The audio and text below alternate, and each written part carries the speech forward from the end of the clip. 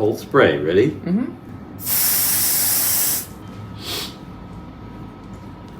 Dr. Berg is about to perform ingrown toenail surgery on me, and I am now pretty numb at this point. Dr. Berg is ready. I guess I am too. I can't feel a darn thing, which is a good thing. Yep. I can see he's touching my toe, but I can't feel that he's touching my toe. Well, once the toe is anesthetized under local anesthesia, which it is now, we follow with this scrub. I had no idea how thorough that scrubbing was. Well, I was about to tell you that actually you're more at risk to me than I am to you. There's more bacteria around the toenail, but so the scrub is a bit ceremonial, but we do scrub it. However, they're like the oral cavity. The dentist doesn't scrub your oral cavity before they work on it.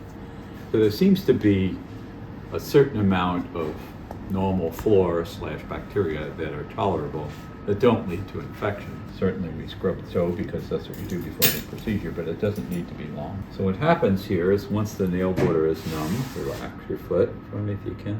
Thank you. We free up the edge of the nail, and we don't take a nail on an angle. I know that's what people may try to do at home, why they get into trouble.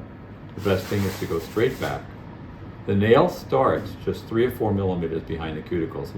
Even though an ingrown toenail may feel like something deep, there really isn't anything particularly deep other than the point that hurts. So I free this up and free up the cuticle. Now everybody's favorite question is how do you know how much toenail to take? Well, when you're looking at a nail this way, I can see the point where the nail curves down. And that's usually about 1/8 of an inch up. The next favorite question is, so what happens afterwards?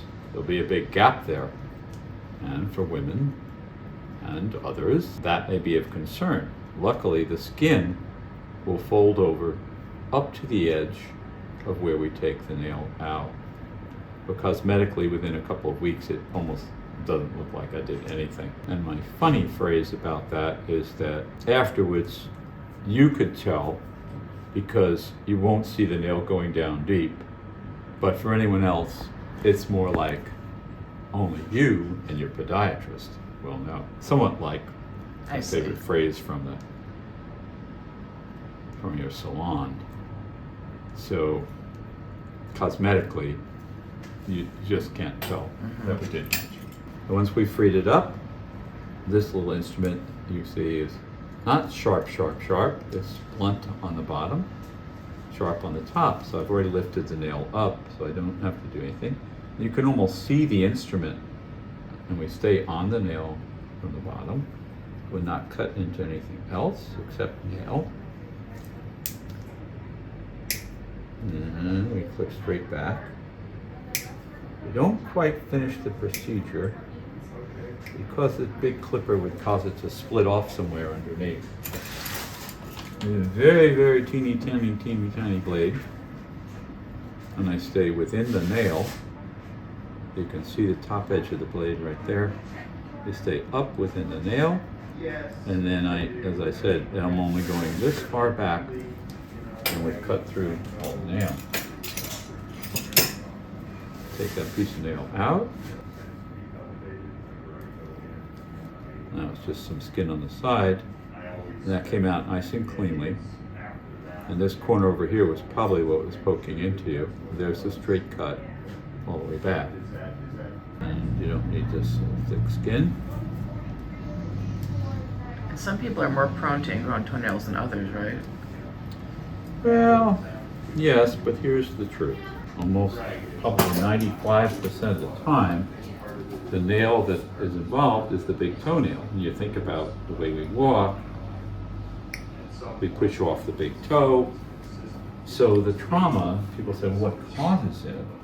It's usually micro trauma over years to the side of the nail. And the root cells are in this half moon area you see back in here that's different color than the rest. So it's only under there in that little area. And those root cells traumatized by microtrauma gradually change the shape of the nail.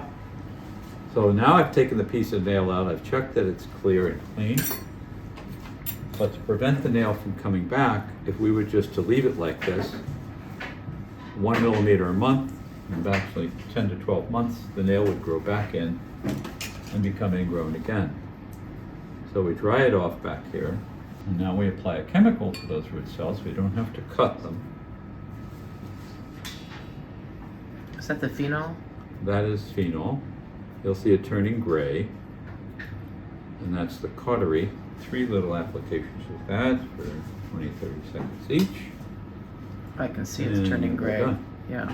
And the Q-tip is extremely narrow, so the chemical is not going on your outer skin, just down there in that corner. And we put a little alcohol on it when we're done to neutralize it. A little antibiotic ointment, wrap you up snug as a bug, and you can shower regularly and even wear a closed shoe. You shouldn't have much discomfort. How long does it take for the anesthetic to wear off? Well, with the 2 anesthetics I put in there, the result is 2 to 4 hours. Will I need to take any kind of pain medication? Most people don't need any. At most, I would say some extra strength Tylenol or ibuprofen. Okay. Does the tourniquet just prevent it from bleeding more? It's not a matter of excessive bleeding, but if we let it bleed, it would neutralize the chemical. I see. So we just can't have much, if any, blood. I see. If we want the chemical to work. Alcohol to neutralize the chemical. Wipe off the blood so you don't scare anybody. And a little antibiotic ointment. That's like enough for 3 toes. It's more than enough. And some gauze.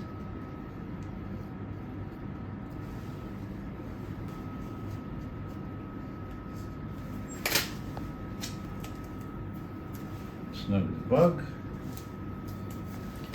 And can I shower tomorrow morning? Mm-hmm. Yep. When do I take this bandage off? You take this off, the outer red wrapping off in about an hour or 2 when you go home. Whenever you go home. And then you'll have a little packet with you, which is like Epsom salts. You make up this little solution. You actually just pour it over the gauze dressing, which you've left on the toe. Just throw away the outer red wrapping. You'll have a sheet of instructions reviewing this. And you do that once or twice today. You don't have to go to bed with a wet toe. Wearing an open sandal is not a bad idea around the house. Okay. And you only do that wet dressing thing today.